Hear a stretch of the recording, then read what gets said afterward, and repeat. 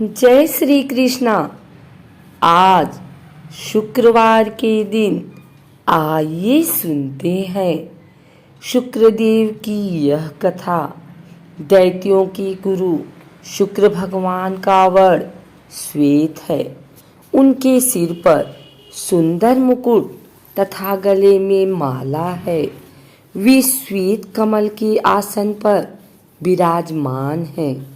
उनके 4 हाथों में क्रमशः दंड, रुद्राक्ष की माला, पात्र तथा वरद मुद्रा सुशोभित रहती है। शुक्राचार्य दानवों के पुरोहित हैं। ये योग के आचार्य हैं। अपने शिष्य दानवों पर इनकी कृपा सर्वदा बरसती रहती है। इन्होंने भगवान शिव की कठोर तपस्या करके उनसे मृत संजीवनी विद्या प्राप्त की थी। उसके बल से ये युद्ध में मरे हुए दानवों को जिला देते थे। मत्स्य पुराण के अनुसार शुक्र भगवान ने असुरों के कल्याण के लिए ऐसी कठोर व्रत का अनुष्ठान किया जैसा आज तक कोई नहीं कर सका। इस व्रत से इन्होंने देवाधिदेव शंकर को प्रसन्न कर लिया।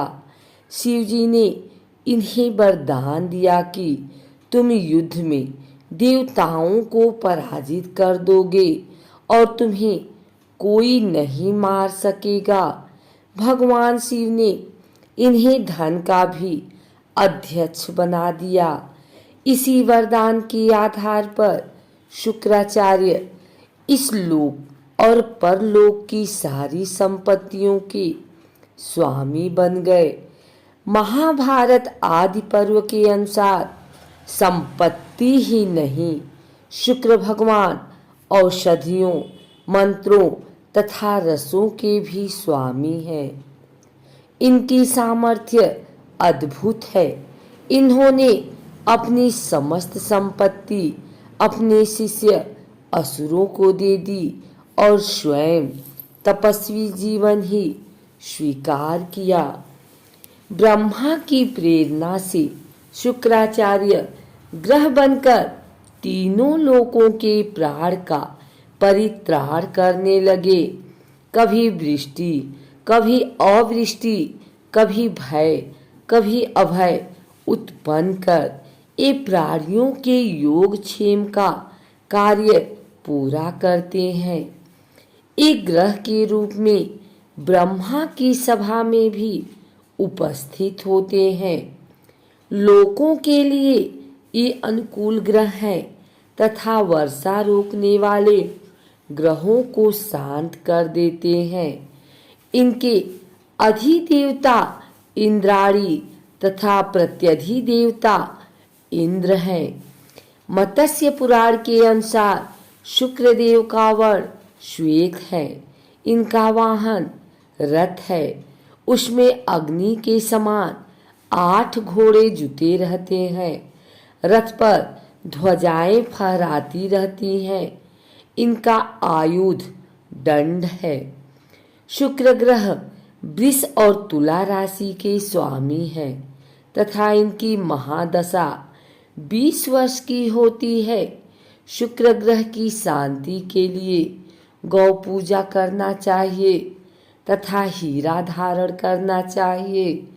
चांदी, सोना, चावल, घी, सफेद वस्त्र, सफेद चंदन, हीरा, सफेद अश्व, दही, चीनी, गौ तथा भूमि ब्राह्मण को दान देना चाहिए। एक और कथा के अनुसार ब्रह्मा जी के मानस पुत्र भृगु ऋषि का विवाह प्रजापति दक्ष की कन्या ख्याति से हुआ, जिसे धाता विधाता 2 पुत्र व श्री नाम की कन्या का जन्म हुआ। भागवत पुराण के अनुसार भृगु ऋषि के कवि नाम के पुत्र भी हुए, जो कालांतर में शुक्राचार्य नाम से प्रसिद्ध हुए। महर्षि अंगीरा के पुत्र जीव यानी गुरु तथा महर्षि भृगु के पुत्र कवि यानी शुक्र समकालीन थे। यज्ञोपवीत संस्कार के बाद दोनों ऋषियों की सहमति से अंगीरा ने दोनों बालकों की शिक्षा का दायित्व लिया। कवि महर्षि अंगीरा के पास ही रहकर अंगीरा नंदन जी उसके साथ ही विद्याध्ययन करने लगा।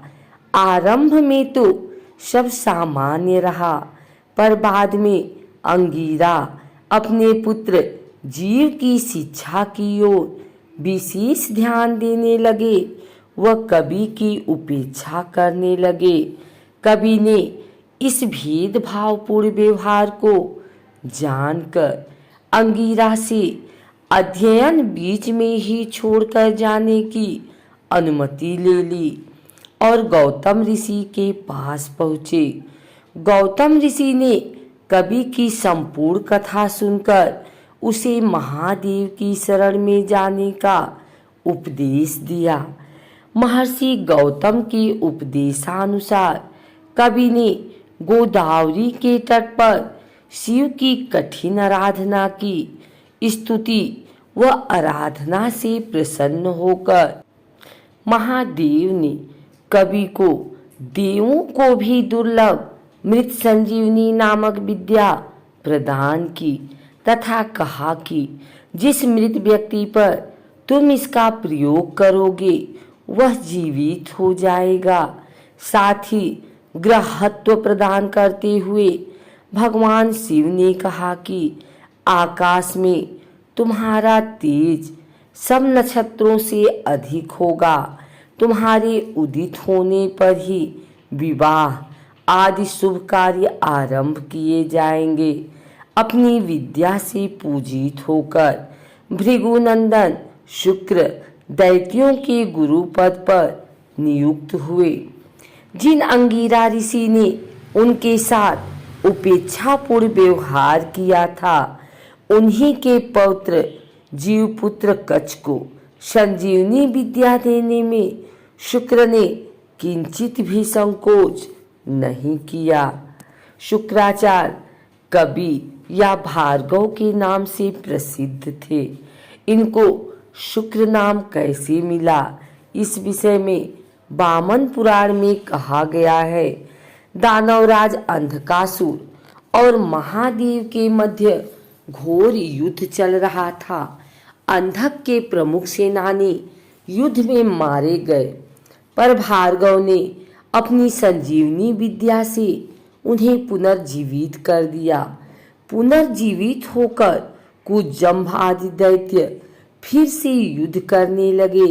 इस पर नंदी आदि गण महादेव से कहने लगे कि जिन दैत्यों को हम मार गिराते हैं उन्हें दैत्य गुरु संजीवनी विद्या से पुनः जीवित कर देते हैं। ऐसे में हमारे बल पौरुष का क्या महत्व है। यह सुनकर महादेव ने दैत्य गुरु को अपने मुख से निगलकर उदरस्त कर लिया।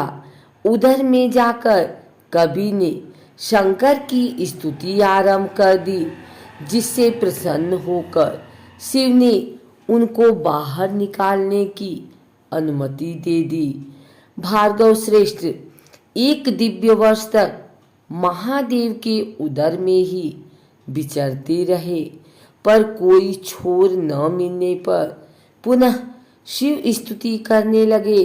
बार बार प्रार्थना करने पर भगवान शंकर ने हंसकर कहा कि मेरे उदर में होने के कारण तुम मेरे पुत्र हो गए हो, अतः मेरे शिष्य से बाहर आ जाओ। आज से समस्त चराचर जगत में तुम शुक्र के नाम से ही जाने जाओगे। शुक्रत्व पाकर भार्गव भगवान शंकर के शिश्र से निकल आए और दैत्य सेना की ओर प्रस्थान कर गए। तब से कवि शुक्राचार्य के नाम से विख्यात हुए। ज्योतिष शास्त्र में शुक्र का कारक भी शुक्र ग्रह को ही माना जाता है।